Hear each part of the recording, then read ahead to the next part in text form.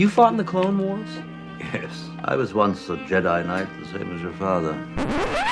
Hello, and welcome to the Warp Shelf. I'm Frank Durant. I'm Deshaun Vasquez. And today, we're back in Star Wars, baby! You thought we were done talking about Star Wars, but... We were for a little bit. We were. We actually tried to stop ourselves from talking about Star Wars for a pretty long time. We failed many episodes. Yeah, aside from the occasional thing many where episodes. you just can't avoid it. Yeah. It's just so steeped in popular culture and film history that you can't just ignore it. It can't ignore it. And today we're talking about the Clone Wars and the animated show. And this is something that's been a long time coming. I think we've talked about it several times in previous episodes that I tried to get Deshaun to watch the episodes and watch the show. Yeah, and like everything else, I said I would do it in my own time, and then finally picked a time to do it. And he did it. And now I actually finished watching the show myself with the final season today with him. And now we are giving you some fresh thoughts of the final season and the entirety of the show in total. I think before we even get to CG Clone Wars, there's two things to bring up. Of course. One is the Tartakovsky show and the movie. Yeah. So, I mean, to establish everything, I think Attack of the Clones is one of the worst movies ever made. Attack of the Clones is... It's... ironically, the worst theatrically released Star Wars film right next to that Clone Wars movie. Yeah, exactly. But at the same time, okay. But if we're talking like strict main series live action films. I rewatched Attack of the Clones on Star Wars Day this past year because I was like, I know. I was trying to do the prequel series to because my wife that was her major gap in the series was the prequel series, and I was always like this big, like, okay, I know they're terrible, but we're going to have to sit through them at some point so you can get to Revenge of the Sith, and at least that's cool. Yeah. And really, my main gripe about Clone Wars is Attack of the Clones. Attack of the Clones, fuck.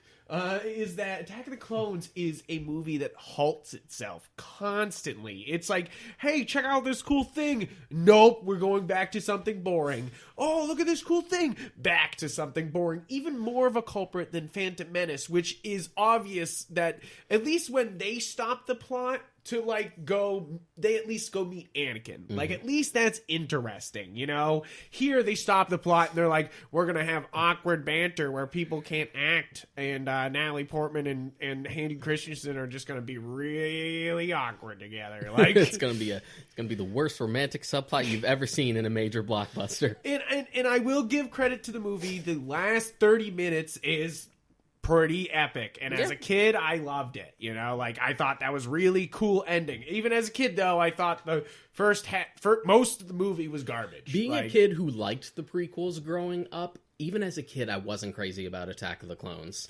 Even for as much as I forgave Phantom Menace stuff or Revenge of the Sith stuff, even as a kid, Attack of the Clones is always my least favorite. Yeah, it's full of stuff that you're just like, wait, no. And you're just like, it just halts itself constantly. And sure, it gives us this great thing. And that's the great thing that's the only good thing about Attack of the Clones, and I will give it to it, is it opens up the universe in a big, big way. Yeah. Because Phantom Menace just kind of introduces the universe to you, but it's mostly being like, Anakin's here, right? You know, like, isn't that's cool, right? Like, you know, Maul's like here. Kenobi's here. We got this devil-looking guy with horns. And they're Darth like, isn't that cool? He's got a double-bladed lightsaber, but that's cool. He has no character or personality, but that's cool, That's right? cool, right?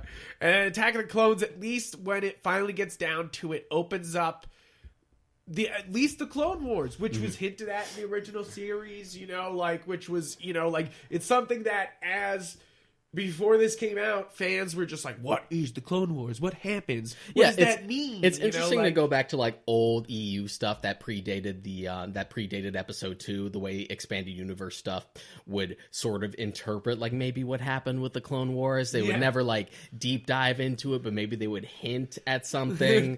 They try to do the take that the cloning was an immoral thing. Yeah. And it's actually this really scary process, and they would try to bring clones in because they had no idea how the Clone Wars actually went down. Just like, no, it turns out they were all just like stormtroopers. That was a clone of Boba Fett's dad, which sounds really stupid on paper. And in fact, it is stupid when it's executed in episode 2.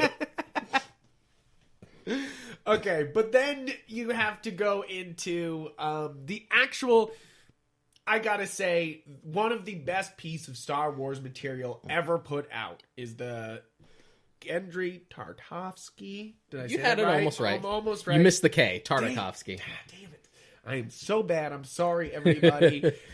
So 2D Clone Wars was a micro series, they call it, because they were actually like really small shorts, like 4 to 5 minutes long, maybe 6, in between like their main series. It was made as a promotional thing because Revenge of the Sith was about to come out. It was supposed to like bridge that gap. So Tartakovsky, same creator as Samurai Jack.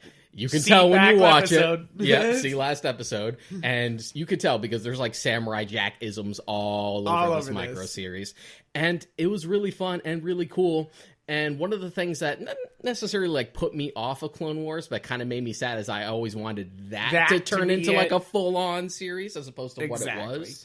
I mean, it is beautiful in its own right. I love it as a contained series. I love what it is. Like, and that's the thing is, I kind of, as much as I would have loved to see that bloom into a beautiful full series, at least it is what it is, you know, like, and it's done, it's complete, and it's great. Like the CG Clone Wars clearly cherry-picked what they liked from that and brought it in. Like, Ventress was established in 2D Clone Wars first. Yeah. They brought her in.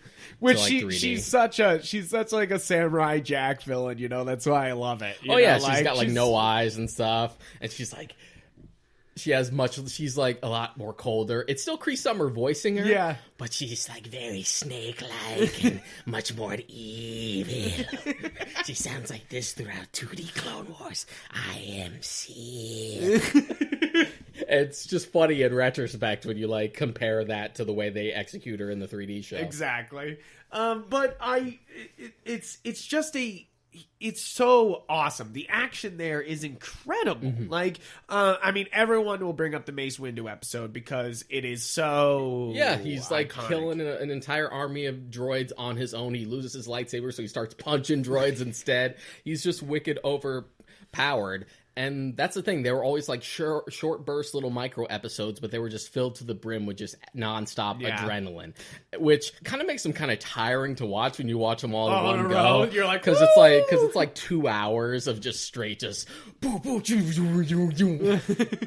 and but it's good, but you get like halfway through, you're just like, oh, I need a break. Now, I think it's an absolute travesty it's not on Disney Plus. Like, I feel it's like not on Blu-ray either. It only came out on DVD. Yeah, which is super dumb. I want that series everywhere. I want my eyes on it all the time. I'd rewatch it this instant if it was on Disney Plus. I was saying that the other day, and then I looked for it, and it wasn't there. I think what the fuck? I think the biggest tragedy of like 2D Clone Wars interpretation of like bridging the gap between the two episodes is Grievous. Yeah? Grievous in 2D Clone Wars is like a serial killer. He's like this unstoppable badass. They like Richard McGonagall voices him with like this very serious voice. And he was like such this unstoppable killing machine, which wasn't necessarily like their fault. They were only given like brief descriptions. They were given like the designs, but not so much what the personality for Grievous was supposed to be. So they made him like this total badass like Jedi killer. And then George Lucas came around, just like, no, actually, Grievous is supposed to be like this coward, and he has a funny voice, so you can't, you can't do that. So that always weirded me out because I really like 2D Clone Wars going into Revenge of the Sith. Just like, what did they do to Grievous? Grievous was cool. What happened? So I always took it as somebody finally beat Grievous. Like, you know, like when I watched it as a kid, that is true because I took it as somebody like hurt him. Yeah, and because then he was hurt. It is bookended with Mace Windu like crushing his chest, which is supposed to be the explanation for like the cough and stuff. And I love that. I love the tie-in. I'm like, ooh, that's good shit. Like, and I do applaud Clone Wars for how good the 3D animated show for how well they did Grievous. They do a good job making him scary and big, but they also have a few episodes where they're like, Grievous, right? And you're like, what the fuck? Still a coward at the end of the day. You're like, okay, like I guess so, but like. So after that had been made, that sort of like came and went, and then there was the announcement. This was after Revenge of the Sith came out. It was just like, okay, now we're doing an animated movie release. And this was before really the series was kind of in the pipeline, because that was a few years after the fact. I remember seeing that. Not in theaters, but I did see it after. I did see it in theaters. I saw it with a group of kids. And I'm glad I didn't. And you know, at the time, I was like, cool, you know, like, but also, like, what was that? You know, I didn't like it from the start. Like, as soon as I had seen it the first time, which was like right when it came out on DVD. Yeah. It's not very good. I will say really it's not good at for all. years, that gave me like the worst first impression of like the full on series treatment of it. Even though that's the start of the series, if I'm introducing the Clone Wars show to people, you just ignore it. I just ignore it. Yeah. I'm like, don't look at it. You can come back to it at a later time if you're fully in, which people do. They get fully in. Yeah. And you're like, now watch the movie. The only thing of note is the fact that Ahsoka and Anakin meet in that movie. Yeah. And it establishes, like, Zero the Hutt, who becomes a recurring villain in the full-on series after the fact. But it's just dumb. Yeah. All of a sudden, it's like Jabba the Hutt's son gets kidnapped by Zero, and it's just like, what happens when these two Jedi have to take care of a baby? You're like, and they do every low-hanging fruit joke you could think of. Yeah. And it's just not very... It's just not... So for a movie, you would think they would go the full distance, and they don't. There's a few scenes that are pretty epic in nature, but overall, the entirety of the show does it so much better. So between like, oh man, I wanted the 2D series to be a full series, and then given how bad that movie was, like when they turned it into a full series, I was just like, I'm not watching that shit. You kidding me? Nope. I remember, so I watched a little bit as a kid. I was not fully on, you know, like when it came out, because I'd seen the movie and I was kind of like, you know, like I'm not going to watch this series. And I watched a little bit of it, but I wasn't fully into it. It's later on when I heard that it had taken a much more serious role. Yeah, that's what everyone had told me too. You know, I have friends that are like slightly younger than me, like maybe 2 to 3 years. So I'm like slightly older than them, so I kind of missed it, but they sort of grew up with it, just with that gap. And they would always tell me how good it was and like how much it actually added to the universe. And for years, it was just like, doubt. Yeah, doubt.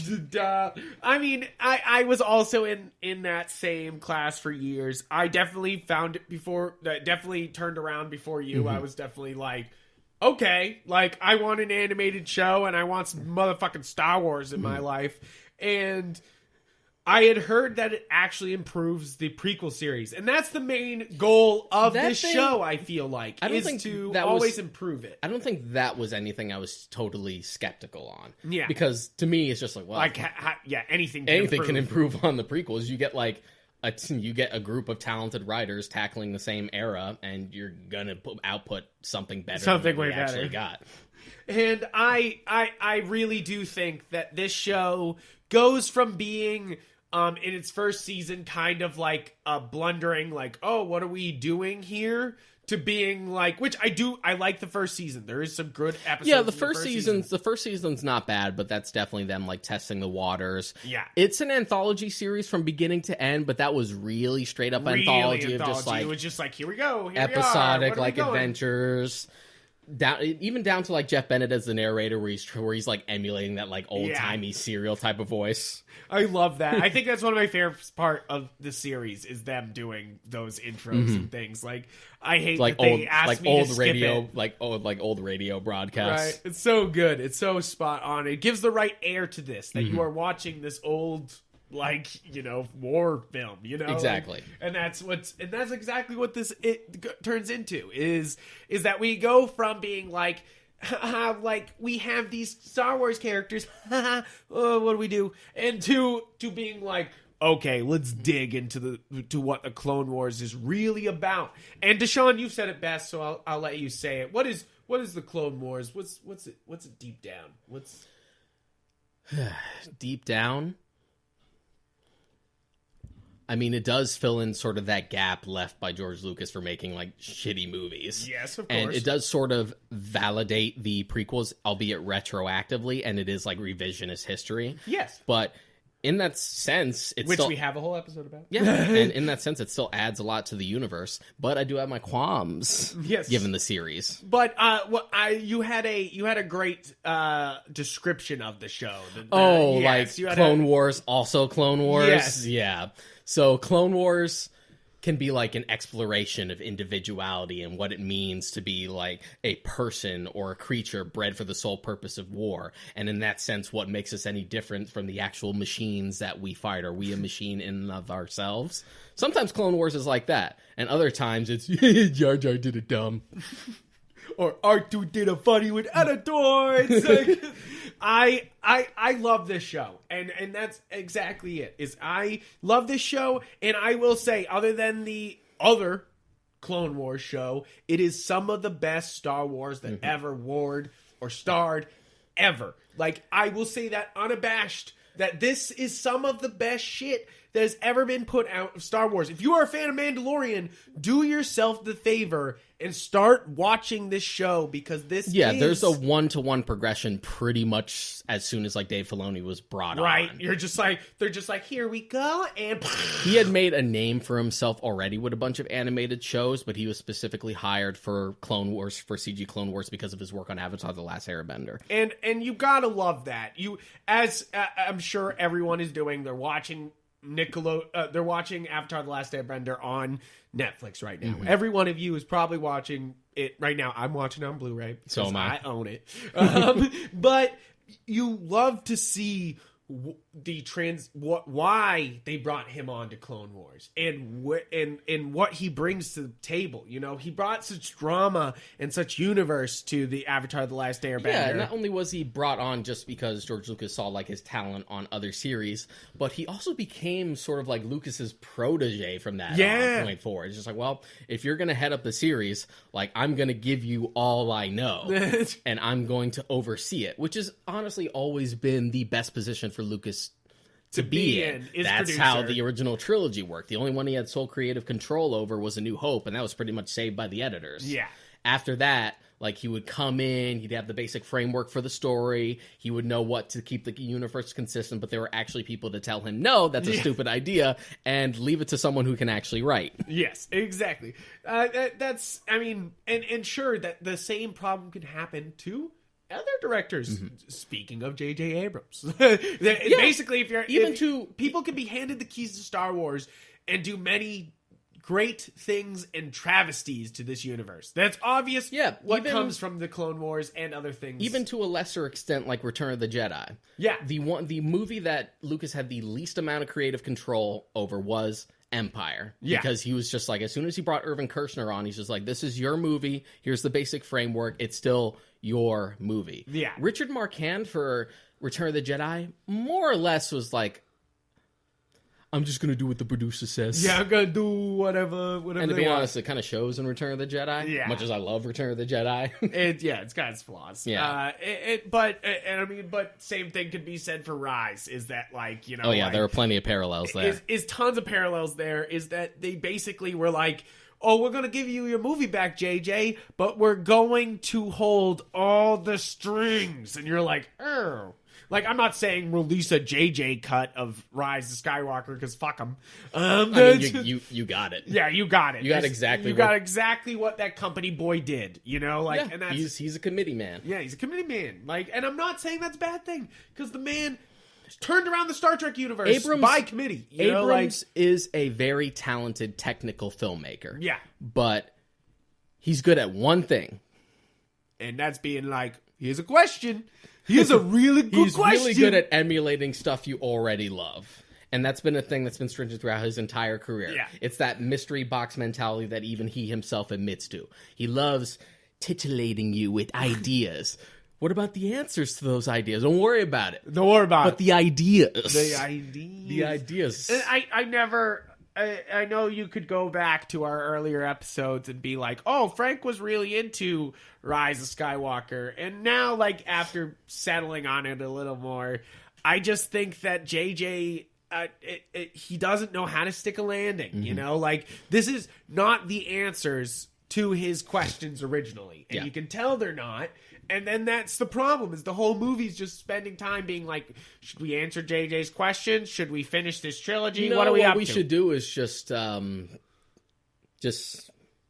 pander to a very vocal minority, because everyone bitched and moaned about The Last Jedi, which is still the best of those three movies. Yeah. So instead, we'll try to please everyone and end up pleasing no one. Exactly. I know a bunch of people are like, what? When we say that, but like, because we're talking about Clone Wars, but that is the truth. If you go back, Force Awakens, okay. In every right, okay. Last Jedi is a damn good movie. Surprising, great dialogue, fun movie, great drama. When Force Awakens... Sure, the casino scene sucks. Yeah, Canto Bite's the biggest problem with that film. That's the biggest problem. And Johnson becomes very defensive of it, because I get it. There is interesting thematic stuff in Canto Bite that's just not executed well. Yeah. I get what he's trying to say, but the way it's actually presented in The Last Jedi just kind of bogs down what we're trying to accomplish. And then Rise of Skywalker, in comparison to Last Jedi, is a mess. Yeah, and then retroactively, now that we've heard like all the things about Duel of the Fates and stuff, it just sounds like a much more interesting project. Ugh, but back to Clone Wars. Back to Clone Wars. But that's an important thing to bring up, is that these guys are working in the same environment. You know, like George is there, but the difference is that it's a different mentality. You know, like JJ has to bring it across the finish line. Dave Filoni has to just keep expanding the universe and keep making great content, you know, like, and instead of I think it's a different structure, is that JJ was brought in to be like, finish it and make it epic and cool and satisfy the fans and do it all, and JJ was like, I don't know how to do that, I've never done that, because if you watch any of my series, I never finished it up. Fuck. and I just know how to tease you and then walk away. Yeah, jeez. And then you hand it to Dave over here, and he goes, well, hold on, I'll make the Clone Wars the best series of Star Wars to ever do. Yeah, and then I'll do the first live-action TV show of Star Wars and fucking nail it. Yeah. You're like, holy shit. Although everyone's always like, Jon Favreau. Jon Favreau. Give him the credit. Is still the creator of that show and is still the main head of it. Yes, I give it to Jon Favreau. But it definitely helps for Filoni to be on. Oh my god, it does, because he brings... And they work the Star Wars universe, and they work as good partners. Like, they met because Favreau went to Skywalker Ranch to do the final like mix on Iron Man. Yeah, that's how they met. That's funny. And they became buddy after that. And then Filoni was just like, "Hey, you want to voice some characters on this show?" Including that, like, I forget what his name is, but he's like that recurring villain in Clone Wars: The Mandalorian. That's the leader of Death Watch. That's Jon Favreau. Really? That's so funny. So it's so funny that it's just like, well, now I'm just going to make a whole ass Mandalorian show. Right? He's like, oh, that's a pretty interesting concept. Let's take that further. And that's what I really enjoy about, and I mean, we can't talk about Clone Wars without bringing up Rebels, because it's basically, after the first season, a sequel show. Yeah. Like, I love Rebels. I love Rebels, and we'll talk a little bit more depth of it. Here's the thing. I haven't watched all of Rebels yet. I only saw the first season. So I won't ruin anything. Yeah. I'm trying not to ruin anything. The first season of Rebels I watched as it was airing when it first came out, and I just kind of shrugged at it. It wasn't bad. It was just kind of so it didn't incentivize me to watch more. I always say the first season of Rebels, they're like, hey, we're going to make a new Star Wars show with new characters, and that's it. We have a chance here to make a new show, and then they fell flat on their face, and they were like, never mind. It's a shame because... It's a sequel show to... it's a shame because they had Greg Weisman like on board as the showrunner for that first season. I'm like, hey, I like Greg Weisman. He created Gargoyles. He did Young Justice. So like, that seems like it. Yeah. But I guess not. No, so then after that's the thing, it's the first season of Rebel, it has some good roots. It's a fun animated show, but it doesn't really have any teeth. It doesn't have any... It doesn't have anything that grab you other than he's got a blaster lightsaber. Yeah. And you get new Jedi, you know, like, and that's definitely one of those things that I like the first season, but it doesn't, it when it becomes the sequel show to Clone Wars is when it really takes off. And so that's another thing, like Clone Wars, who knows how long it'll take me to be like, okay, it's time for Rebels. Yes. I'll just say, just like this, I'll get to it in my own time. But I will say that I love the way Rebels concludes Clone Wars in its own right. And if this final season didn't come out on Disney, I would have been happy. I would have been fine. I would have been like, that's cool, you know? And it's an interesting thing to note because the final season of Clone Wars, which was supposed to be basically what we got in the Netflix season and the Disney Plus season in one go, was already written for the most part. Like, an outline was done and they were ready to go. And that's pretty much what Netflix did, was just adapt the first half of what they had written for it. And then we eventually sort of wrapped it up. So a lot of the final season was sort of written years ago. The only thing they had to change was to make sure the continuity was consistent because they had already made Rebels. So like, okay, so some of these plans have kind of altered because we have to keep the canon consistent. So like, the problem is we continued with Maul and Ahsoka in Rebels, so we have to make sure this like new outline doesn't contradict any of that. And I love it in Rebels because Maul knows Ahsoka right away, and you without this last without the last couple seasons, you would have been like, what the fuck, you know? Like, exactly. You would have been like, wait, how did Ahsoka meet Maul? As opposed to just assuming they met at some point during the Clone Wars, we just didn't get to see like those last adventures. Yes, okay, so let's. I mean, basically, that's the kind of outline of all this. Is that Clone Wars after season 2 really takes off because Dave Filoni steps in. Rebels really takes off in season 2. Yeah, Filoni was involved from the start, but they just kind of found their footing by the time they got to the second season. Yeah, and after second season, I couldn't put down Clone Wars or Rebels. Both seasons, they grabbed me and they held me. And even though they have, these guys have some stinker of filler arcs. Like if there's a show that has some stinkers of filler arcs, and that's kind of my thing. I describe Clone Wars as like a good show that's almost a great show because it can be great sometimes, and the trouble with trying to ignore any of the bad episodes is that whenever there's a bad episode, it doesn't even have the decency to be like one single standalone stinker. It has to go on for 3 to 4 episodes long. And sure, you could argue. I had problems with Dragon Ball Z when I was watching it when it had shitty giant filler arcs, you know, like it's the reason why I switched to Kai, you know, like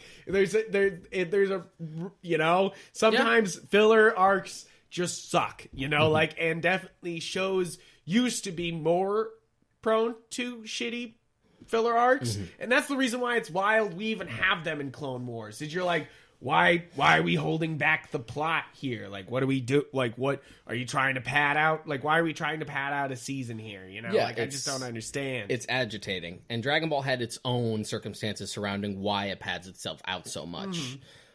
But, and my problem with the idea of just like, well, you could always just skip. You could always just watch this particular guide where you only watch these episodes of Clone Wars. It's just like, look, if you have to do that for a series, it fundamentally has a big problem. Yes. It really has a big problem, and I don't like that mentality. And I don't like that mentality either. I'm not saying skip the first seasons of these shows. I'm saying watch them. It's especially prevalent when we were just talking about Samurai Jack last episode. And like how that's an anthology series too, but it is consistently good from beginning to end. It doesn't have to feel like it's bogged down like that. I will say it again. We said in the Samurai Jack episode, there's not a bad episode of Samurai Jack. There's no filler arcs. There's no filler episodes. It's all good, and that's what amazed me about that show. And that's what, and it's kind of wild from going from Clone Wars to that, to like Samurai Jack. Where it was just like good every episode. Like every episode I put on was something good instead of it being like, oh shit. You know, like, this is a droid episode. Oh, it's a Jar Jar episode. And that's the main problem. It's never just a Jar Jar episode or a droid episode. It's always episodes plural, and that's the problem. And that is it, is that I am head over heels about Clone Wars. I do think it's some of the best Star Wars that ever warred, but it also is full of just trash episodes. Yeah. Like, when we say we don't want to skip them, we mean it. We don't want to skip them, but they're bad. They're bad. And sure, you inherently open yourself up to that when you make an anthology series to begin with, because you tackle different stories. Not all of them are going to hit. I'm a big Star Trek fan, but there's plenty of like, oh, that's a bad episode. Yeah. Oh, that's a bad episode. Doctor Who has the same thing where you're like, whoop, that's not a good But not episode. every episode of like TNG or Star Trek series or Doctor Who Yeah. is a multi-parter. Yeah, exactly. And that's the thing is they usually, when they want to go multi-part, they have something. Yeah. Other than in Voyager, sometimes And they then- go multi-part and you're like, And then the why? problem is, I feel like most of these bad episodes wouldn't even be so offensive if they weren't so like dragged out. Right. Like if someone like I think of the worst episodes of Clone Wars, I feel like if they were just one and done 22 minutes, I wouldn't be nearly as upset with them. Yeah, the fact that they but then you killed the have lead- the 6 episodes. Is it 6 episodes or 5 episodes of D Squad, which is the droid episodes where they go off? Oh my god! And that is one of the worst arcs of any my animated God. show. I love R2. I think R2 can hold an episode. Those episodes suck. I was so upset. It's like 4 episodes. Yeah. Every time I got to an episode like that where it was like 2. I was just like hoping it's like, please just be 2, because I know you're going to be 2 at minimum. Yeah. So just be 2. And then again, he's like, why is this 3 episodes? I would like scream at you on Facebook or my buddy Rob on Discord and be like, why is this 4 episodes? And that's really it. Is I worry about those things in the Mandalorian season 2 and in the Mandalorian season is that they have these episodes where you're like, okay, like like Mandalorian's so really far- good, but there's certain episodes where you're like, Yeah, but all to right. me, I would say so far the quality's been more consistent than way more. either Rebels or Clone Wars' first absolutely, season. And what absolutely. helps is that the seasons are so short. Yes, it helps a Yeah. ton because there's no need to pad out. There's no need to and that's I think the most offensive part of the final season being like, here's the Bad Batch, that's fucking sick, and then they're like, Ahsoka without lightsabers doing some shit for 4 episodes. For 4 episodes with these 2 new characters that you do not care ever about. see again. Nope. They're like, what? Did you And want they to see really that? push Fuck it. that. This sure was a thing we probably wrote years ago that we should have just like snipped that shit right out. Snip that or shit. replace it with something else. Because the Bad Batch episode and then the final episodes Are amazing. are so good that even if you Visually, trimmed they're incredible. that, I feel like you only kept that in just to keep like the episode length. But to be honest, I would rather have like a great 8 episode final season than what you had then just that shit in the middle. It's serious. It's like a bad Oreo. You got the good cookies on the end, but oh my god, what the fuck did you fill this middle of it Yeah. with? You're like, toothpaste? Fuck, dude. Like, and the same thing happens with season 5 when they go, hey, we're gonna start the season, Maul's here, baby. And then they're like, D Squad, and then they're like, and Maul's back. And you're like, fuck. Yeah. And then it bookends so well with like the Yoda stuff. Yeah, you're just like And to me, that tends to be like among my favorite episodes of Clone Wars is when they really get like esoteric, deep Jedi lore where we start going into sort of I gotta say that's deity definitely stuff. some of the best part of the show Like, is when it's they start between- being like, hey, we meant it when we said Jedi magic, Yeah. Dark Force full magic. like full on like cosmic stuff with between like that Yoda like multi-parter Yep. with the Netflix season and then the episode with like the father and the son and the daughter. So I mean that's a controversial episode. I Some love that people episode. some people think that's a really bad episode and that they don't nail it. But I honestly think that episode has such potential to suck and ruin literally the entire concept of the Force, and they somehow nail it. Yeah. Like, they could have really ruined the entire thing. Been like, oh yeah, the Force is, blah, blah, blah, blah. But instead, they're able to keep it a mystery, keep it, even though these are like basically gods of the Force, they don't ruin the Force when they're dead. Yeah, and it opens up the universe. My problem with the Force, pretty much from the prequels on, because Star Wars is too iconic for its own good, is that it, aside from lightning occasionally, it just boils down to telekinesis, as opposed to like this undefinable, this cosmic like religion's like sense of religion that surrounds like the mythos. And I feel like the only time it tends to open up is with episodes like that, or even like The Last Jedi, where they're not afraid to like expand on it and be like, it's more than just lifting rocks. Yeah, exactly. And I like the universe opening up like that and how it gets weird. It gets weird. It does get weird. And I think most people will think it gets weird with the Night Sisters.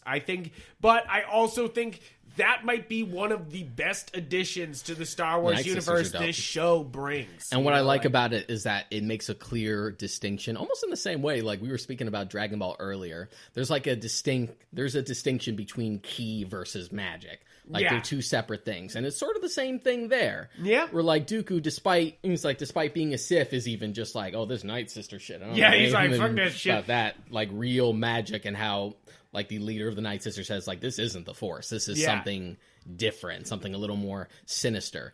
And what's weird and interesting about all the Night Sister stuff is that almost every Night Sister episode is written by Katie Lucas, George Lucas's daughter. Really? I didn't know that. And all the Night Sisters episodes like really hit. So I'm like, wow, George Lucas's daughter is a way more talented writer than he is. And I really do love those episodes. I think the Night Sisters and bringing in, even though he's the worst named character in the entire series. Savage Oppress. Savage Oppress. You're like, Savage Oppressor? Wow. Really bad. Oh, man. He's a bad guy. Did you guys know by his name? I kept teasing my buddy Rob because I knew Savage was coming because he's like one of his favorite characters. Yeah. This was before I started watching the series. The moment that he told me that Darth Maul has a brother/apprentice named Savage Oppress, I'm just like, you want me to watch this show, right?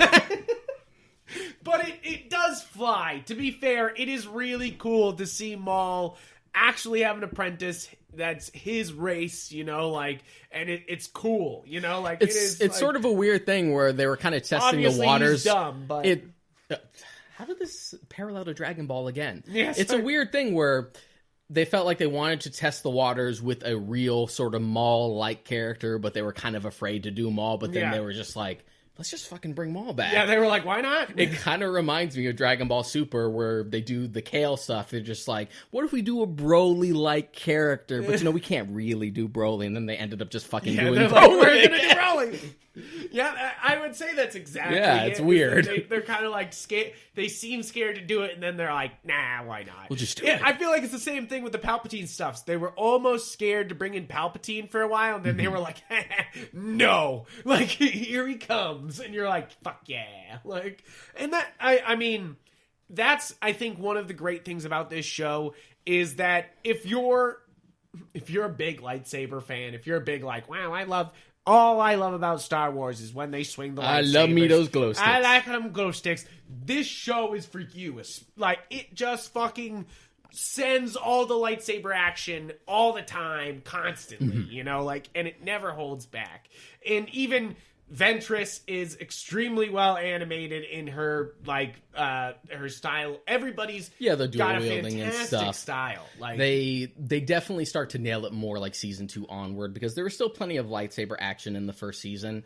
They were still kind of working out the kinks, like the motion was kind of stiff. Yeah. Which, to be fair, I mean, it was not necessarily unprecedented, but the show did have a lot of money thrown at it, and it was pretty ambitious for them to be like, we want to do a full-on like war anthology series and make it like CG at the same time to sort of push the medium. So I think the first episode that really grabs me, and it comes in, I believe in season 1 or 2, where they are stuck in the gulch and they have to like fight their way out. It's Anakin and the clones and Ahsoka and I think that's like the tail end of season 1. Really? Okay. And I think that's the first episode where I was like, oh, this show is not just like a kid's spending time together, you know, like, you know, being like, wow, we got pretty lightsabers and stuff like that. You know, like, I think the one thing that hooked me, and I thought it was a stupid idea at first, was the one with like the virus. Yeah? You like that one? Yeah. It's definitely a good episode. Like, I definitely don't hate it. It's just like, That was like the first indication of just like, okay, you're starting to feel like you're more comfortable in your own skin and you kind of know what you want to do with this series. And then I really feel like it it finally hits its like, oh, we can own the Star Wars universe. Like, because that's really the great part about this show and Dave Filoni is that he owns the Star Wars universe. Because a lot of people, like JJ, are afraid to use these pieces. They're afraid to, like, actually bring them into play and use them.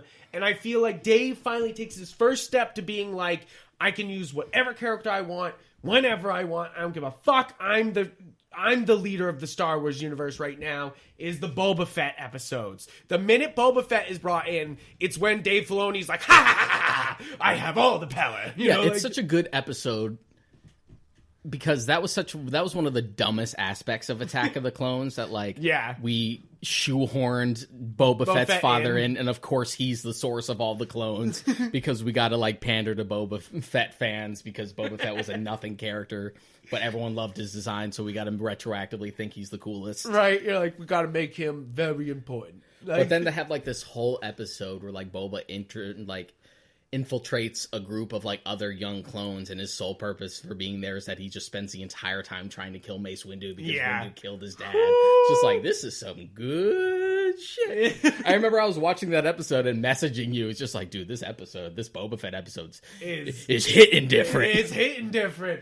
It is so good, and really, I think it starts to ramp up to this show just like hitting it pretty constantly, you know, like, and when you say those bad episodes come in, they are bad, but they will end, and then they go right into great shit for a lot of episodes, you know, like, but it's always like sandwiched in there, and you just have to eat it whether you like it or not. I think you gotta give it the props to 3. Is like once they finally get off the Padme Amidala stuff and go into Night Sister stuff, they go right into the goddess stuff. And then they end the season being like, oh yeah, we can still do, you know, Citadel stuff. Yeah, you know, like, the most dangerous game. Yeah, you're like, okay. I don't necessarily mind like the more political, like Padme-centric episodes. No, it just tends well done. I think it actually adds a lot of like subtle nuance to the universe in a way because it does the politics well, as opposed to like the snooze fest that it is in the movies. Yeah, exactly. It's like all those characters you saw in the movies that you were like, okay, so those are bad guys, but yeah, and they finally give every single one of them an episode to fight the Jedi. Yeah, and it gives Padme a much better function for the universe as opposed to just being Anakin's like love interest. Yeah. The only time I think it tends to be bogged down is pretty much any time fucking Jar Jar's involved. Yeah.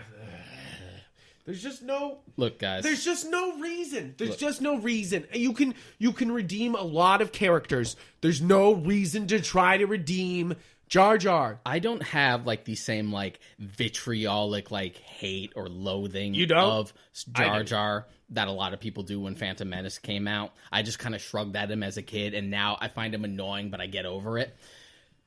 And, you know, with respect to like Ahmed Best, because I know he went through a lot of shit in the same way that like Jake Lloyd did, Jar Jar still sucks. He sucks. And trying to make him like the focus of multiple episodes does not give him a purpose. Fly. Like every time a Jar Jar centric etch comes up, it's just like, okay, I'm not going to skip this. I'm going to bear through this, but I'm going to hate myself for it. Every damn time. That he even like ruins, because like every time the Night Sisters show up, you knew you were in for some interesting shit. He ruins the last Night Sister episode. Does he? I can't remember what it's happens. The final one where it's like him and a love interest. Like they give Jar Jar love interest, and the Night Sister Queen is there because all the Night Sisters are gone after that battle with the undead, and it's like about him and Mace Windu teaming up to like go after them. Right. It's the only bad Night Sister episode. Yeah, and you're like, just like, dude, every time they show up, all this cool stuff. What a waste, especially since that's like their final appearance. Yeah, you're like, because after that, like she's the last one, and that's gone. I'm just like, man, this is how we end the Night Sister stuff. Wait for it. Yeah. I really love I think an episode I have to bring up is the Carnage of Krell and that whole arc with Master Krell and his betrayal of the troops. Like I can't remember what the species name is, but he's like the same race as like Dexter Jettster from Attack of the Clones and other stupid Kenobi. Whoa! What do you know? One of them notions. Those Caminoans. I've seen the prequels so many times that it's bad for the air. Like, stupid voices are just ingrained into my psyche from, like, the trade federations with just, like, really uncomfortable Japanese stereotypes. Yeah, you're like... To stuff like Grievous, to stuff like him, just like, why do I have this? It's just in me. Yeah, it's true. I've seen those movies way too many times. Phantom Menace, like, quoting those guys, like, being like, "To a Jedi." Like, I was not aware of such failure.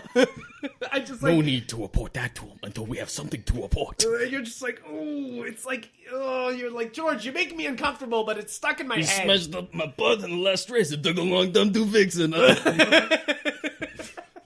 That one's pretty good. No, I have not did that. Oh, it's so bad.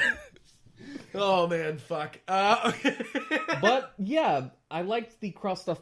Like, I like most of the clone-centered episodes. Yeah. And I never thought the show would make me give a shit about the clones. Right? I thought this was going to be like, okay, where's Obi-Wan? Where's Anakin? But where's Obi-Wan? Where's Anakin? Like, but then it was like a Rex episode, and I was like, give me that Rex action, baby. Yeah, like, even the stuff with like that sort of like B team where it's all about them just passing the exams so they can become full-on troopers. Yeah, that's... And it has like 99 who's sort of like the defective clone. It's like the heart of the team. Why did I love that episode? That episode was great. It was so cool.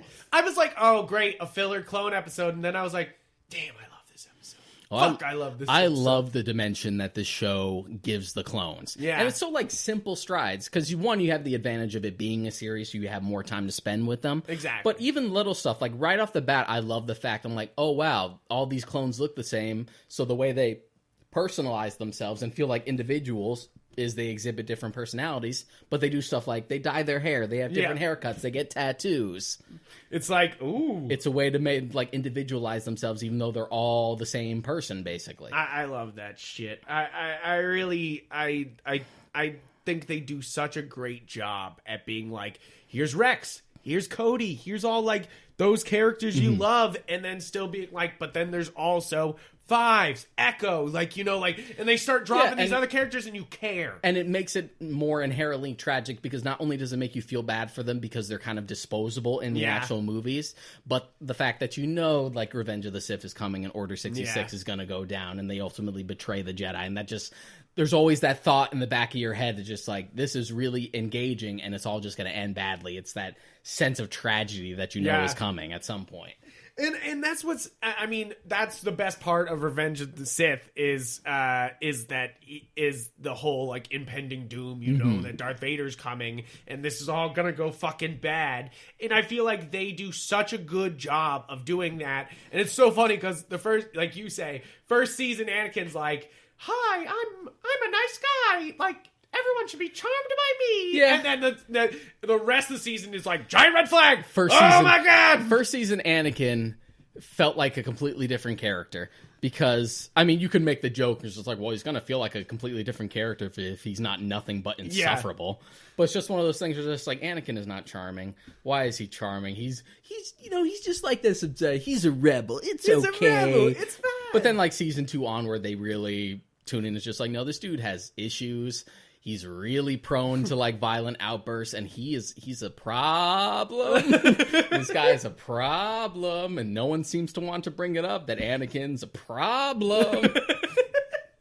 And that's really it, is that they just don't bring up that he's a problem because he's winning. Like, they literally, the Jedi Council lets all these giant red flags go by being like, well, we're winning the war. Yeah, he gets the job done. He's getting the job done. Like, I think one of my favorite, like, Anakin moments in the entire show is they have that episode where Ahsoka's friend betrays the Jedi Order and is like, the Jedi Order is violent and is just a weapon for war. And Anakin's like, to show that the Jedi are not violent, ignites another lightsaber. You're like, oh no, Anakin, you are the worst person to bring up that the Jedi are not violent. And like, what do you think she was talking about? You're like, you're basically the problem. She just didn't want to name names. It's just like, and they definitely, they sometimes brush it aside, but the last season they really lean into that Anakin is red flagging hard. Yeah, but even stuff before that, like any episode, they have the slave episodes where Yeah. he goes back and he like basically frees a bunch of slaves, but he gets a little violent. yeah, even then, like any episode involving Padme, Yeah. where like he gets super jealous Protective. and very shady, you're just like, yeah. Which it was already established. He's Mm-hmm. kind of a weird, jealous dude in Yeah. the movies, you know? And then in the show, you're just like, oh, right, he never progressed from a child because they put him through a rigorous training in the Jedi Temple. Mm-hmm. And now he just reacts like a child to every fucking little thing that happens to him. Yep. Because that's basically every episode. They're like, Padme's not paying attention to him, and he's like, meh. Like, It's funny that you mentioned that because Luke mentions that exact thing in The Last Jedi yeah. of how like the Jedi Order like gave rise to Darth Vader because of the way they do things. Like it Yeah. was sort of an inevitable thing. Yeah. And that's you know, that's the interesting part is that like by the Jedi starting the Clone Wars, and that's what's great about the show, Mm-hmm. it explores that, is that they brought around their own demise by becoming a weapon instead of a peacekeeping operation, Yeah. like they were in the High Republic era, or whatever you're gonna Old fucking Republic. call it. Old Republic, High Republic, whatever they're gonna fucking call it in Disney. They, it's like instead of being protectors, they became a weapon, you know, like, and then you have Anakin at the head as a general, and he's a fucking loose cannon of a weapon, you know, like Yeah, that's part of the reason. Like it was sort teaching of hard. Ahsoka to not, Yeah, to, it was hard to buy with that first season because Anakin being like a wise mentor to be like, you must be patient, Ahsoka. It's just like, who the fuck are you, Anakin? yeah, right. You're like, what? And then, But then over the course of the series, it's more just like, no, he's good because he's like a bad influence. Yeah. And Ahsoka just knows like sort of when to follow by Anakin's example and knows when to follow more like Obi-Wan's example. yeah, exactly. I think they okay, so let's go into some characters here other than going into episodes. I think Ahsoka is absolutely a gold mine from this show. If there's anything that's struck absolute gold in this show, it's Ahsoka. And Tano. it was a good turnaround because she was kind of annoying in the original movie. And she was just kind of just sort of a peppy teenage girl throughout most of the first season. And then as she starts to like exhibit her character growth, she becomes like the series arguably its best asset. Yeah, absolutely. And it shows because they absolutely bring her into Rebels and she shines there. And then they're like, hey, what if we brought that into Mandalorian season 2 and we're going to get live action fucking Ahsoka Tano. Yeah. Can you imagine? Like, that's what I love about this is first off, we got in Rise of Skywalker, we get validation that Ahsoka Tano exists. You get like, Yeah, before that, all you had was like little minor characters that, to be honest, no one remembers or gave a fuck about. Yeah. Like Saw Gerrera was in Rogue One. He showed up in Clone Wars first. Yeah. But no one gives a fuck about Saw Gerrera. Yeah, they're just like, doing a big move like that for Ahsoka really pushes the fact. And Dave Filoni had always said this. He never wanted people to think of Ahsoka as an animated character. He just wanted to think of her as a Star character. Wars character And that can appear anywhere. And that's the best part about her is that she can appear anywhere. And Rebels establishes that, and then Mandalorian taking place after Rebels will be even. It'll be so great and to Return just of the Jedi, continue even. the story. You know, like it'll be so nice to just like see Ahsoka's story continue on. You know, like, and that's funny because you know, like some people they won't like her, but like if you really don't like Rey, I feel like you would love Ahsoka because she's. If your complaint is that Rey is a Mary Sue, Ahsoka earns all her stripes. Like is not like never is like, oh, let me just quickly figure this the fuck out, you know. Other than in the final season when she's like, I think there's an inhibitor chip in their fucking heads. She's like, I'm just gonna quickly take it out. Like that's the only time where I was like, Ahsoka. Do it. Like, at least you had the robot do it instead of her do it. It like, only just feels like weirder just because it would have made sense. Because with that original Chip episode, yeah, where there was like a conspiracy they kind of for established it. they can't take it but out. she wasn't really involved with that. Yeah. So it just felt all the weirder, but we also have a limited time here, so she's got to figure that shit She's out. gotta figure that shit out.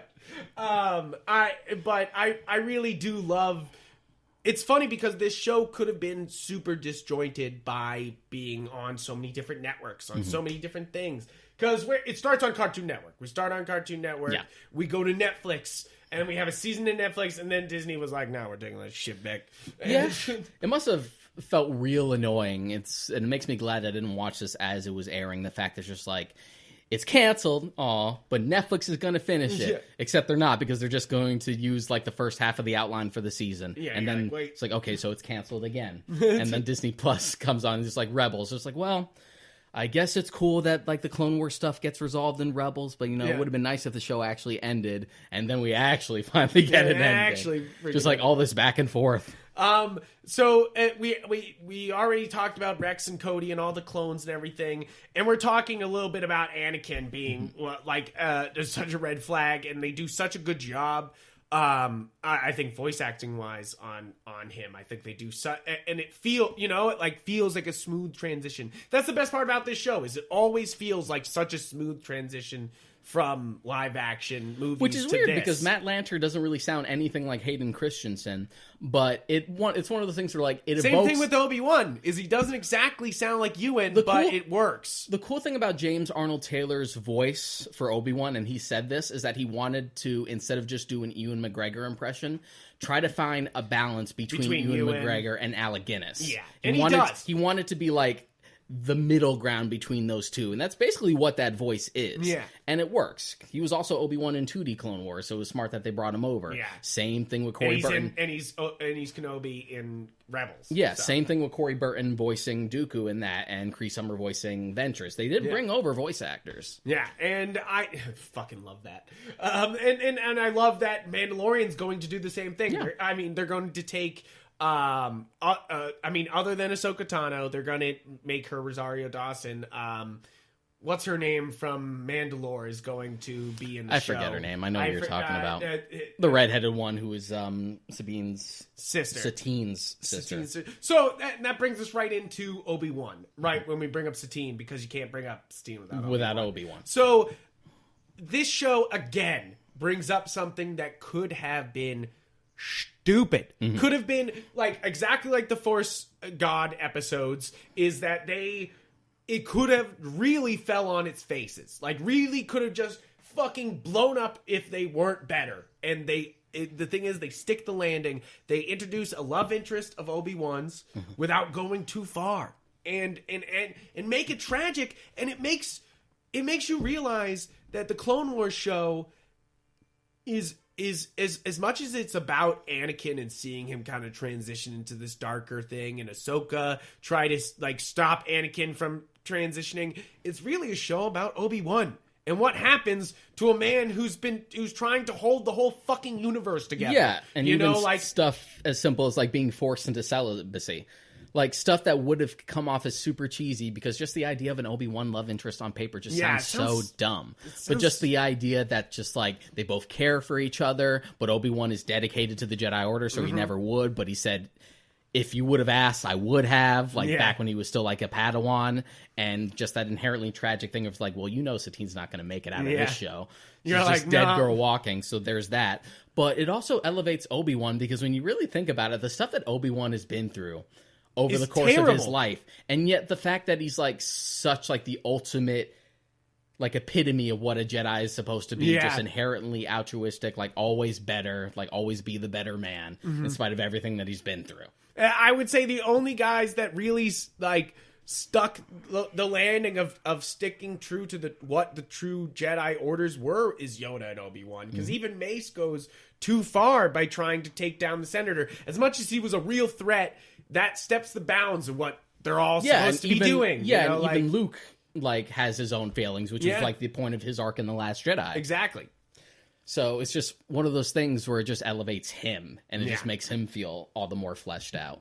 And they do kind of like, they give what's great about Clone Wars and leading into Rebels and everything like that, and I won't spoil it, but it gives a tragic feel to Obi-Wan hiding to protect Luke. Like it adds this, like, you could have stepped in at any time and stopped all this, Obi-Wan, you know, like, and he's like, no, because I know I can't, like, but this guy can, you know, like, and that's why I'm here, you know, like, and that's what's so fantastic about this entire thing is we have a whole episode of being like, why did they change all of Star Wars, but then, and revisionist Star Wars and all that, but the reality of it is, this is the way to revise Star Wars, is to make additional content that works and expands on what we're doing, you know? Yeah, like, you can take something that inherently on paper doesn't work and add more dimension to it. There's a lot of stuff in the prequels that don't work.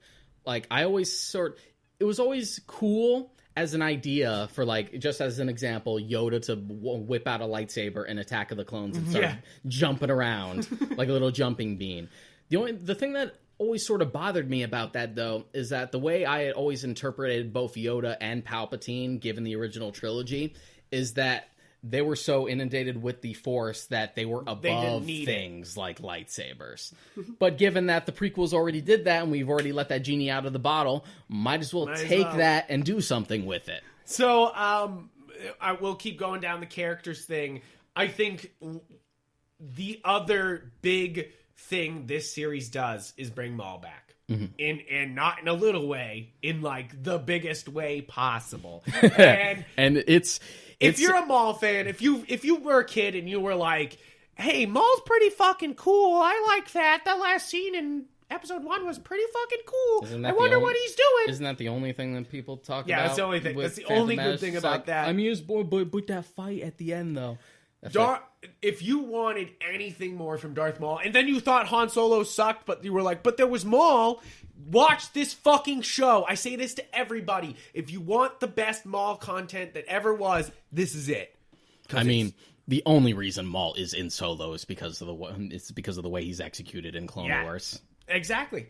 And it's done so well here and in Rebels. They both of them do such a good job of Darth Maul because he's such an interesting character. He knows he's the side villain, you know, and he tries to rise up during Clone Wars and fight Palpatine. And I think that's one of my favorite episodes of the entire series is they're battling in Mandalore. First off, you're like, badass. Like, second off, you got Palpatine shows up to fight. Okay, so you have Obi-Wan and Maul fighting each other, and then you have Palpatine shows up to be like, fuck you. Like, you can't rise up to power. I'll make sure you don't.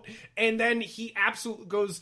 I love it because they take that, like, crazy batshit energy he has in episode 3, and then they apply it to the energy he has in that episode. Except and it's you're not super awkward because he's not like...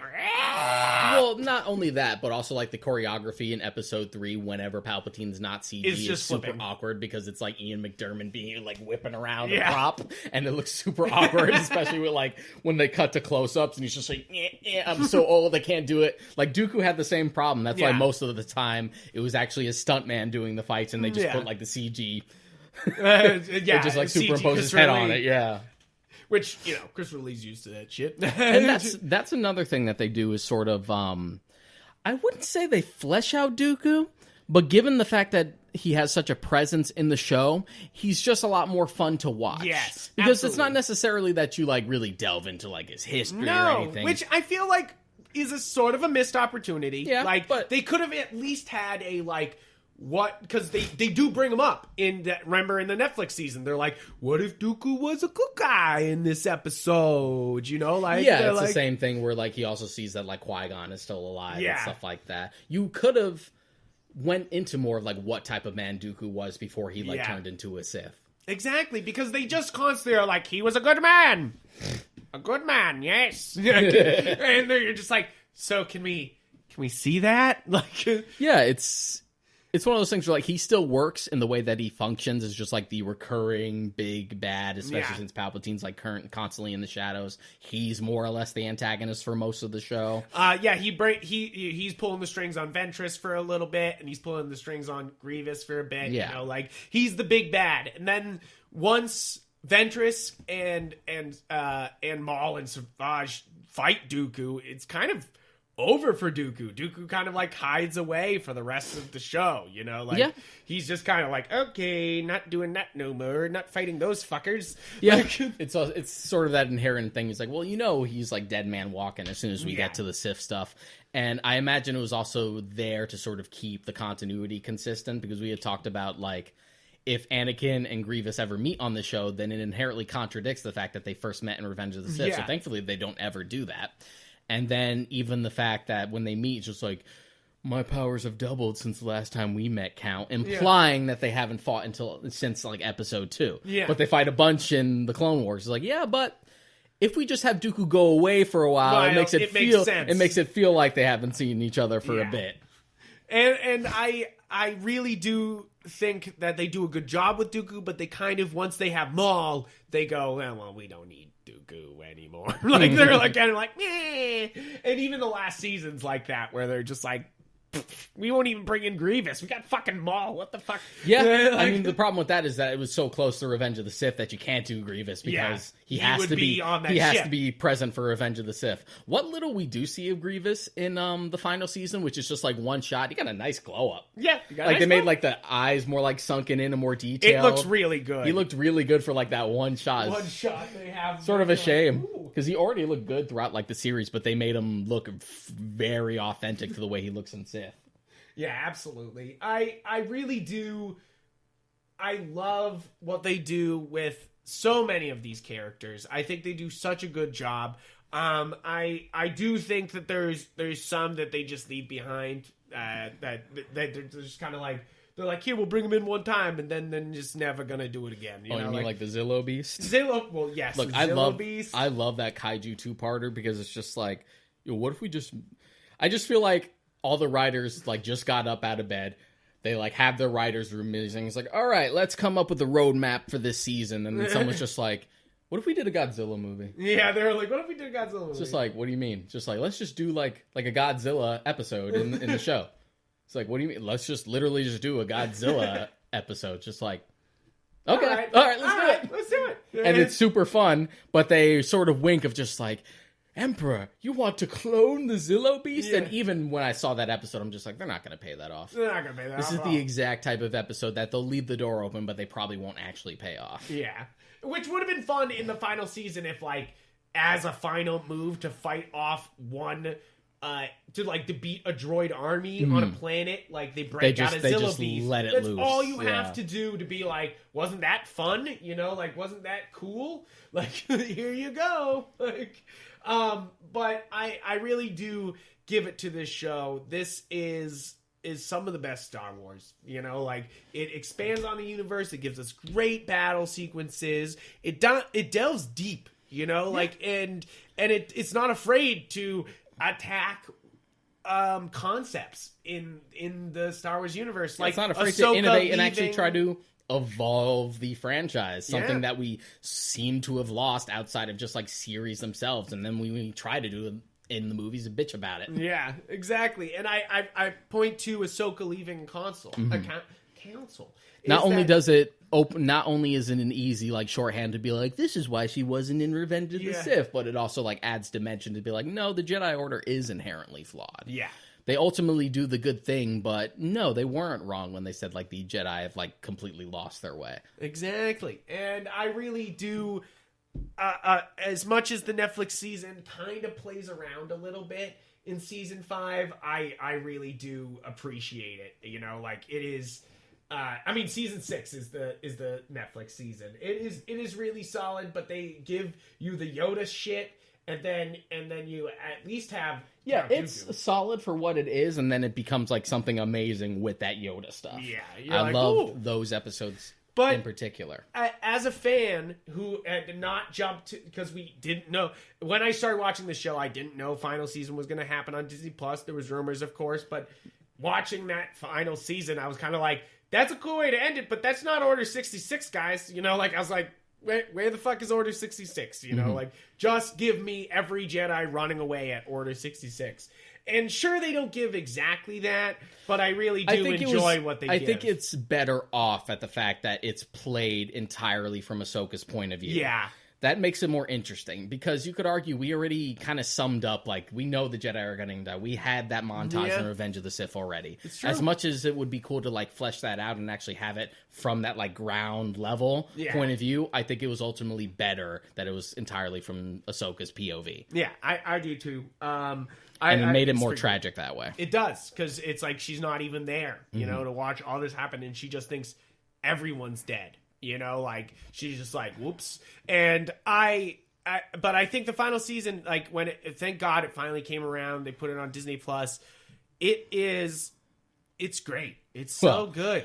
Like, the first bit of it is. The the 2/3 of it is. Yeah, 2/3. Bad Batch is good. Then with this whole side thing with Ahsoka is just too long. But it's the show. It's the show. Like, the reason, like, that those 4 episodes were a chore to get through and they make me mad. It makes me mad because they already did that plot of Ahsoka helping a planet rise up and fight back. Like, they already did that fucking plot. It's like, it's just sort of like poetic irony, because it's indicative of, like, my problem with the show in general. Yeah. That's why I say, for me, Clone Wars is a good show that is sometimes fantastic, sometimes great, but I can't just pretend like those bad episodes don't exist.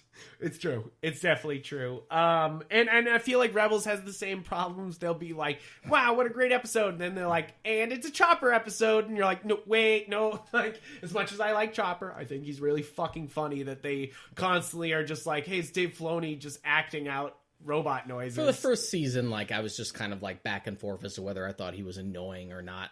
It just kind of. I like how he's the only mean robot in the entire series. Like, every robot in the entire series is like either malevolent or like good, and he's just like a good asshole. Like, you know, like, and you're just like, hey. I think the only other comparison I could make would be like HK-47 from the Outdoor Republic games, but that's a different case because he's literally an assassin droid. Yeah, or Alan Tudyk's character in Rogue One. K2SO. K2SO. Like, very similar. And just like, an asshole. Like, robot. That shouldn't have been programmed that way. You know, like that. Yeah, they're really, ever since like that, they've been really pushing like sassy droids. Because even the droid from Solo that like had the hots for Lando was just like sassy droid. Sassy droid. It's true. I do enjoy that they bring in Saw Gerrera at some point in Clone Wars. I think that's a good draw. At least they, you know, like, it happens, you know, like. Well, I mean, he was established in Clone Wars first before Rogue One came out. Yeah, exactly. So like, it was like a baby step to be like, yes, Clone Wars characters will be acknowledged.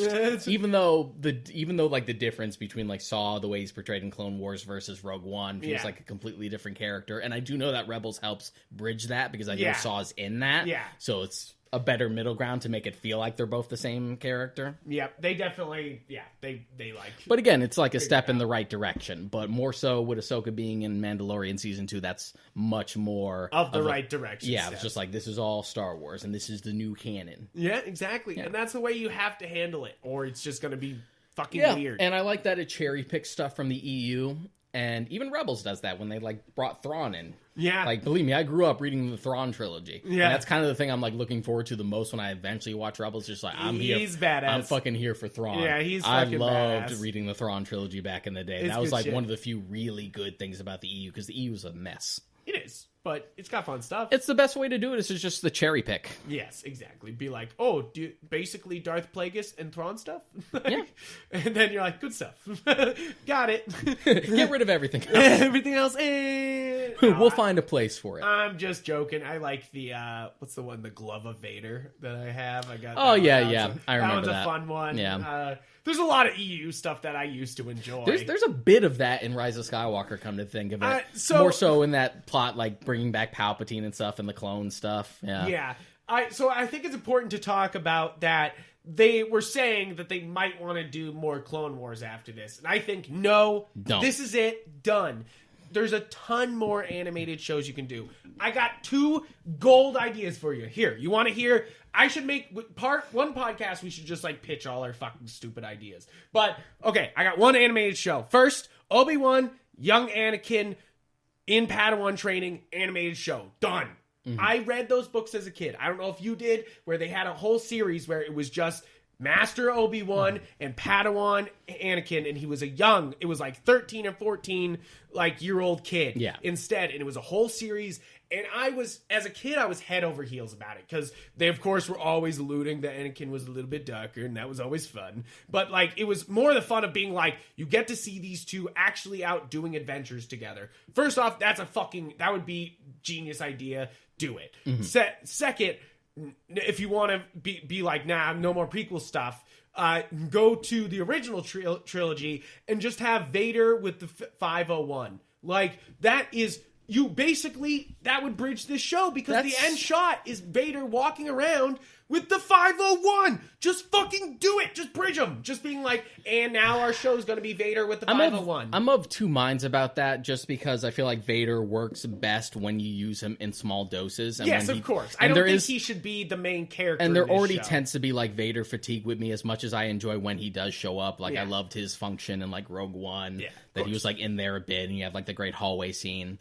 But I feel like an entire series based around them, I don't really need it. Maybe like a mini series at most. Maybe. Yeah, I'm not saying that it has to be a long show. I'm just saying like that's a great idea to do an animated show because you're not going to get those people in their prime doing that. But you can still get James Earl almost doing the voice of Vader. James Earl Jones. Sorry, damn it, sorry, got the wrong one. You could still have him. You could he did Lion King. Fuck, he ain't getting any younger. You know, like bring him back for Vader. Just do it. But I do prefer the idea of like Obi-Wan and like really young Anakin because I feel like there's something to explore with that gap between Phantom Menace and Attack of the Clones. It's a big gap, and at least with Clone Wars they bridge the gap between 2 and 3, but there's no bridging between 1 and 2, and I feel like that's one of the bigger tragedies in expanding that part of that universe. Like if you're gonna do it, the only two big things I kind of want are just like more adaptations of the Old Republic, which they seem to be trying to do with the High Republic. Because I like the idea of just like when the Sith Empire and like the Jedi at their prime and stuff like that, and plus it's separate enough from the movies, so you don't have to worry about affecting that too hard. And then stuff with pretty much what we're doing with The Mandalorian. There's such a big gap between the original trilogy and the sequel trilogy that do post Return of the Jedi stuff. Yeah. I'll tell you what I don't need is more stuff to bridge the gap between episode 3 and 4. We've done that. It's exhausting. Like we've done video games, we've done books, we've done Rebels, like enough of like between 3 and 4. I'm sick of stuff that takes place between episode 3 and 4. I get it. Like, it's a good gap. It's a good transitional period from the Republic to the Empire, the Great Jedi Purge, stuff like that. I get it, but I'm done with it. That's why it was so refreshing. Like, I was so glad because it was sort of up in the air until The Mandalorian came out, where it was taking place. And then first episode, you're just like, okay, it's post-Empire. Yeah, it's the First Order shit. It's between episode 6 and 7. I'm glad. Yeah. You're like, cool. And that's what I gotta say is there's a lot of different areas to explore, and I get Resistance is a show for kids, so I'm not gonna shit on that. Yeah. I'm really not. That's a kid's show, and I will not and that's the thing, is Clone Wars was originally a kid's show. I would say that, but it actually has the balls to grow up with its audience. Yeah. Because I would definitely not show that last season to a 10-year-old. I'm sorry. Maybe you wouldn't. Maul was throwing fucking doors through people's chests. Yeah, so. I'm sorry. That's fucking way more violent than most of Star Wars. You could show the entirety of the original trilogy and get nothing as violent as that. Like, you know, like that's I know you're shrugging your shoulders that you watch so much more things. But I'm just saying, if that's like, you sweet sheltered child. Oh, Jesus. I'm just saying what... Frank ain't hard enough. I'm not saying that it is no, that's not inappropriate. I'm not going to say that that's because you got to watch it as a kid. Like I make doesn't mean it's a jokes, little inappropriate for those kids. I make jokes about like RoboCop and like Deadpool and stuff. I totally would have watched those as a kid. That's a different thing. I really don't think like the final season of Clone Wars is that big a deal. Yes, because there's no blood, there's no direct on-screen violence or something like that. I would definitely be more concerned a about dude, final it's season just of like, Samurai yeah, Jack. a dude gets, like, Maul throws a thing and it chops a clone trooper's arm gets cut off, as opposed to Anakin being halved and burned alive in True Revenge enough. of the Sith. And True that was... enough. You saw that as a kid? True enough. Are you okay? Yeah, I guess You're so. fine? I guess You're I'm fine? I guess I'm fine. You're fine. You're fine. I mean, neither of us are fine. You're fine. Neither of us are fine. Let's be clear here. Like, You're okay. okay, that's a better way to say it. We are okay. You're all right. You'll live. You'll be fine. I'm just saying it gets dark. It definitely, it's not afraid to. It's not, it doesn't go the hard right of... But again, it's of Samurai Jack of being like, now we're an adult show. And that's a different thing. But to me, it's like no less violent than some of like the really crazy stuff that happens in episode 3. Yeah, no, absolutely. Because they kill Christopher fucking Lee almost on camera. Like, it starts to touch his neck and you're like... And then they cut away, and you're kind of like, whoa. And that head thunks on the ground. It thunks. Like, that's fucking, yeah. I mean, even Anakin being, like, burned alive, like, with the lava is just like, oh, man, you could tell this was the first PG-13 movie in the franchise. Yeah, you're like, ooh, there it is. Yep. There he burned alive. And Obi-Wan just leaves him. He's like, you are my brother, now burn. Stick you in the soup. They didn't even put any, like, ointment on him or anything. Yeah. They're just like, hey, he's, like, burnt and he's crispy. Just stick him in the soup. Yeah, stick him in the soup. They didn't even Vaseline him up and stick him in there. Just like no like ointment, no, just like we'll give you like a little like reconstructive surgery. Just stick him in the soup. He's fine. Put him in there. I love that that's a thing that like the comics and like the novels like flesh out, is that Vader is just in constant pain all the time. It's true. I love that shit.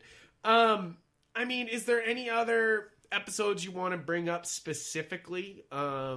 I talked about the clone-centered episode. Talked about the Zillo Beast stuff.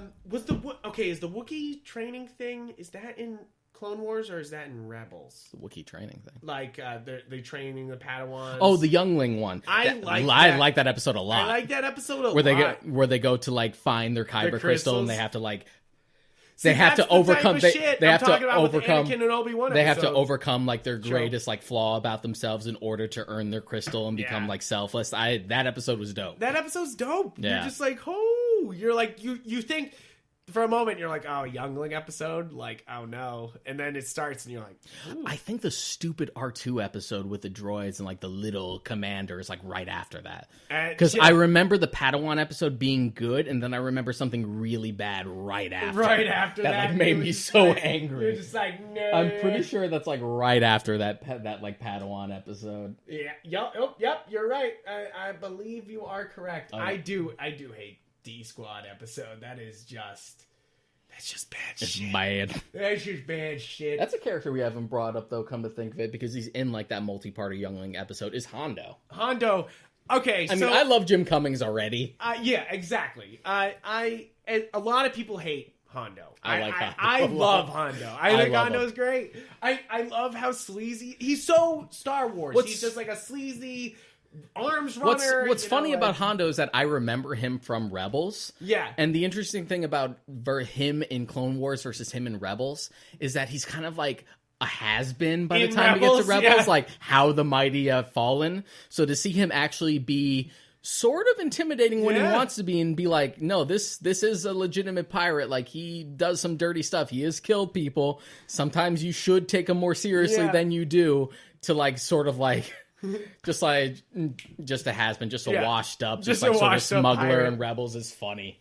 It is good. And he's a cool character. I like him as a recurring thing. And I love that Disney has embraced him by putting him in the Star Wars park. Like I in the Rise of the Resistance, Hondo's there. And plus, he's the only animated character they fucking show. And what's good about a character like Hondo is that it makes people without lightsabers seem competent. Yeah. Exactly. Because the fact that he doesn't flinch at the fact that just because you have a lightsaber that I'm going to back down. And they don't have to be a Mandalorian to do that. You know, like he's constantly just like, you don't think I've dealt with people with lightsabers before? Like, you don't scare me. I love that shit. I like stuff like that, where just because you don't have a lightsaber, because it's a big problem, especially with the prequels, is that like the droids are supposed to be a threat, yet they're just cutting through them like butter, especially the normal ones.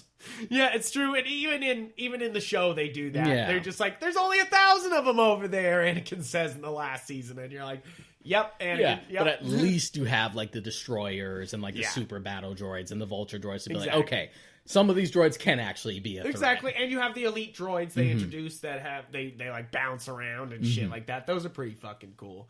And I gotta say that is that they expand on the droid army in a good way. Yeah. Like they really do. And the other separatist armies that are involved. You know, like they really like. And those feel like the more hitting episodes because they're not dealing with just robots. You know? I like the episodes that tend to just focus on the politics, where it's like a Padme-centric episode where she's just trying to negotiate with someone, convincing them to join the Republic as opposed to the Separatist army. That's good stuff because it feels like legitimate political nuance, but it doesn't go too deep in the sense where it sort of bogs it down, or it doesn't feel like Star Wars anymore. It's a tightrope, and they tend to make it. They tend to make it. I'm pretty sure we're wrapped up on this. Is there anything else you want to bring up about Clone Wars? No, I don't think so. I enjoy this show a ton, and I recommend it to pretty much everyone I talk to. I would that say likes Star Wars. it's better than the sum of its parts. Yes, exactly. It is definitely one of the. I'll say it again. It's one of the best Star Wars that ever Star Wars, and I don't say that lightly. Like I really don't. It is. Because I love Star Wars, but it is full of crap. And it is full of things that don't work. Clone Wars works. It has parts that don't, but overall, the entirety of the show works extremely well. And by the end of this show, it almost feels like required viewing if you're a Star Wars fan. It depends on what you value, because no, it does not suddenly make the prequels good movies. No, it doesn't. But it does. There's nothing that can do that. But it does validate other the than era. Elijah Wood. But it does validate the era and make like the lore regarding the prequels feel like it's worth a damn. Exactly. It's like it doesn't save anything. It doesn't. It just improves on your view of it because they do good things with it. It's just like one of those things where like, shit, I wish this team did Revenge of the Sith. I wish this team just did all of just it. did the prequels. Yeah, seriously.